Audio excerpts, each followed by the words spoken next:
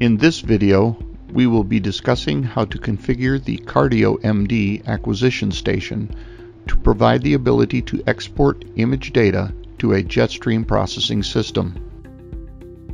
On the CardioMD, we have to do a number of things to get this to transfer to the JetStream.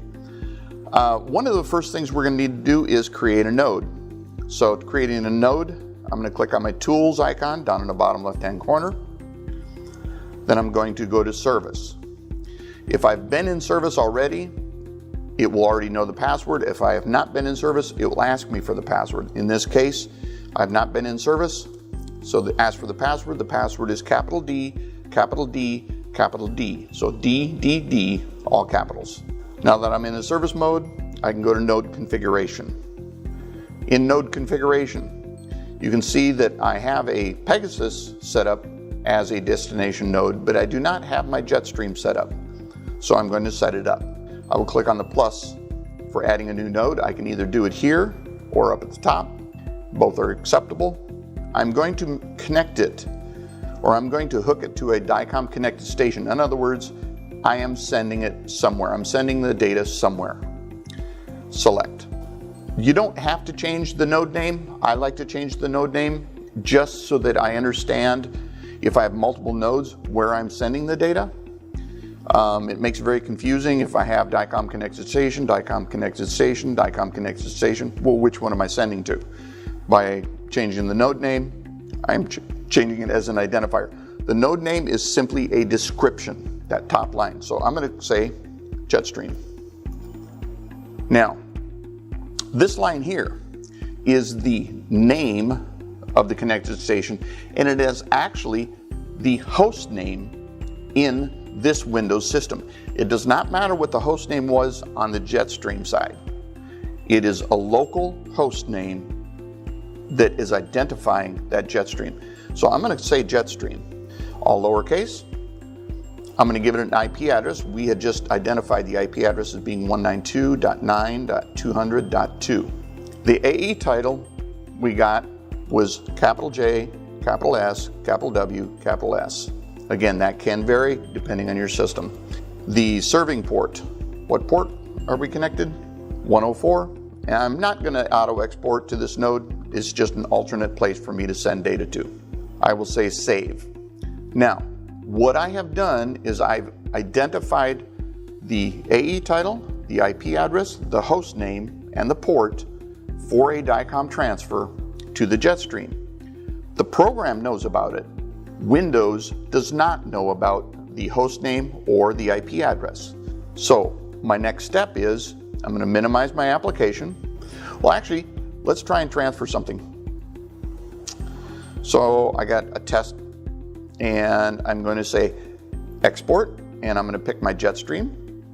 And what you're going to notice is it's going to try and it's going to fail. It says, hey, I can't talk to this guy.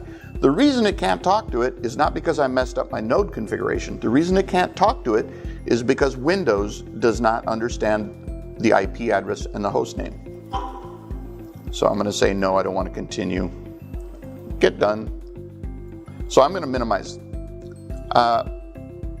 The way to edit or to make Windows understand the host name is we're going to run Notepad. So click on your Start button, click on Run, type in Notepad if it's not already there. Under Notepad, we're going to say File, Open. Then what we're going to do is we're going to browse. And I'm going to start off at my Windows or my C drive, and I'm going to go to Windows. I'm going to go to System 32. I'm going to go to Drivers, and I'm going to go to Etsy. Now you notice nothing shows up. The reason nothing shows up is we have a file name extension assigned. Let's say all types. Now there's no file name extension, so all files will show up. Pick my host file, say open. I see my Pegasus in here. His host name is ADAC. I'm going to put in my JetStream. So 192.9.200.2 JetStream. I gave it the same case, in this case, as when I put in the node configuration. File, save.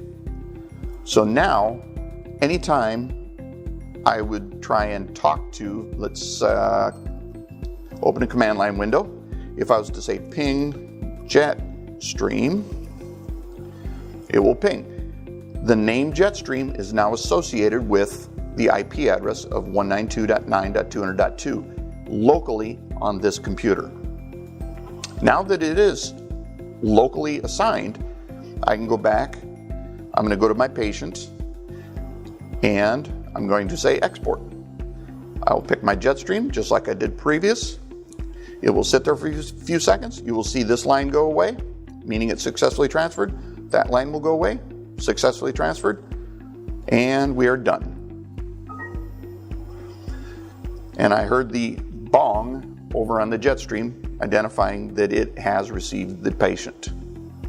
The support staff at Universal Medical are here to assist you with all of your nuclear medicine technical and parts related questions. Please call us at 888-239-3510.